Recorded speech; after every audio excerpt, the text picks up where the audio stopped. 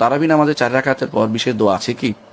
আয়েশা হক চমৎকার একটি প্রশ্ন করেছেন। আমাদের দেশে, গ্রাম দেশে বেশিরভাগ সময় যদি কোনো ইমাম 4 রাকাতের পরে দোয়া না করে, এরপরে যদি কোনো মুনাজাত না করে, তার তো ইমামতি থাকবে না।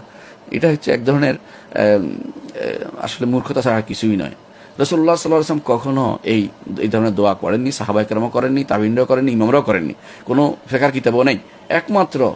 একমাত্র আমি দেখেছি যেটা হানাফি মাযহাবের একটি কিতাবে আছে, যে বাদায়েস সানাই কিতাবে আছে, সেখানে দোয়াটা আছে, হাত তুলে দোয়াটার কথাটা আছে।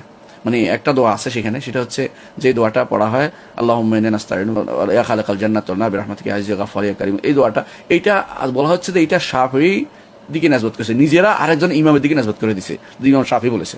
সুবহানাল্লাহ। কোরআনেও নাই, হাদিসেও নাই, সাহাবায়ে কেরাম বলেন নাই, তাবিঈনরাও বলেন নাই, ইমামরাও বলেন নাই।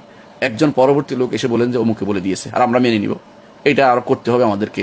কে আমাদেরকে এই শরীয়ত শিক্ষা দিল? চিন্তা করে দেখুন। সুতরাং আসলে কিন্তু 4 রাকাতের পরে কোনো দোয়া নেই, 4 রাকাতের পরে কোনো মুনাজাত নেই। এই দুইটাই হচ্ছে বেদাত। এই দুইটা থেকে দূরে থাকতে হবে।